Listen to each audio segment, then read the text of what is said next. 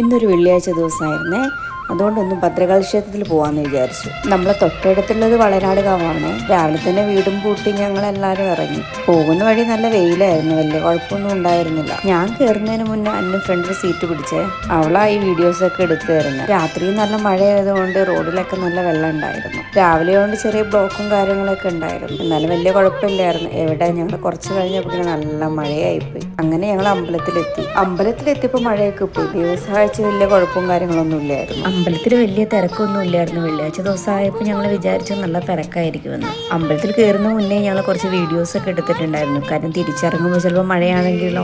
കാലാവസ്ഥ അത്ര നല്ലതൊന്നുമല്ല, എന്നാലും കുഴപ്പമില്ലാതെ ഞങ്ങൾ തൊഴുതിറങ്ങി. നമ്മൾ വളയനാട് അമ്പലത്തിൻ്റെ അടുത്ത് ചെറിയൊരു ക്ഷേത്രം കൂടി ഉണ്ട്, നമ്മൾ കുട്ടിച്ചാത്തൻ്റെ. അവിടെ കൂടി കയറിയിട്ട് വേണം പോകാൻ വേണ്ടിയിട്ട്. ഇന്ന് വെള്ളിയാഴ്ച ദിവസം ആയതുകൊണ്ടാണെന്ന് തോന്നുന്നു ഭദ്രകാളി ക്ഷേത്രത്തിൽ നല്ല പൂജകളും കാര്യങ്ങളും ഉണ്ടായിരുന്നു. വലിയ തിരക്കുകളൊന്നും ഇല്ലാണ്ട് ഞങ്ങൾ തൊഴുതു വന്നു. അപ്പോഴേക്കും ഫുഡിനുള്ള സമയമായിരുന്നു. അപ്പോഴേക്കും ഞങ്ങൾ നേരെ കയറി വെജിറ്റേറിയൻ ഹോട്ടലിൽ കയറി ഫുഡ് കഴിക്കാമെന്ന് വിചാരിച്ചു. അന്നുവിനാണെങ്കിൽ ഒരു ജ്യൂസ് മതി എന്ന് പറഞ്ഞു. പിന്നെ ഒരു ദോശയും മസാല ദോശയും ഞാനൊരു പൊടി ഇഡ്ഡലിയും പറഞ്ഞു.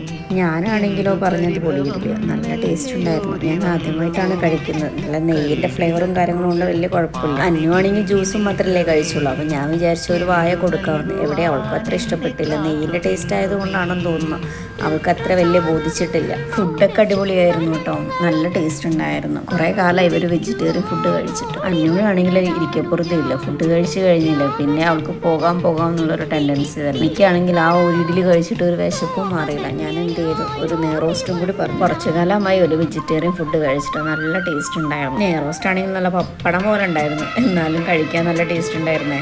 അത് കഴിഞ്ഞ് മൂപ്പരൊരു സർപ്രൈസ് ആക്കി എന്നെ എൻ്റെ വീട്ടിലേക്ക് കൊണ്ടുപോയി. കുറച്ചു കാലമായി വണ്ടി എടുത്ത്, അതുകൊണ്ടൊന്ന് വീൽ അലൈൻമെൻറ്റ് ചെയ്യാമെന്ന് വിചാരിച്ചു. അവിടെ എൻ്റെ ഫ്രണ്ടിൻ്റെ ഷോപ്പ് ഉണ്ടായിരുന്നു, അവിടെ വെച്ചിട്ടായിരുന്നു ചെയ്യാൻ ഉദ്ദേശിച്ചത്. അവിടെ എത്തിയപ്പോൾ അന്നുവിൻ്റെയും അച്ഛൻ്റെയും കളിയായി. കുറച്ച് സമയം ഇവർ തമ്മിൽ കൂടിക്കഴിഞ്ഞാൽ പിന്നെ പറയേ വേണ്ട, അങ്ങോട്ടും ഇങ്ങോട്ടും തമ്മിത്തല്ലും ബഹളവുമായി. എവിടെ രണ്ടിനും കുട്ടികളി മാറാത്ത പോലെയാണ് കളി കണ്ട. എവിടെയാ എന്താ എന്നൊന്നുമില്ല. അവിടെ എത്തിയപ്പോഴും നല്ല മഴ തന്നെ. അങ്ങനെ അടുത്ത മണിക്ക് മുന്നേ എൻ്റെ നാട്ടിലെത്താമെന്ന് വിചാരിച്ചു. അപ്പോൾ പാർട്ട് 2 കാണാവേ. ബൈ.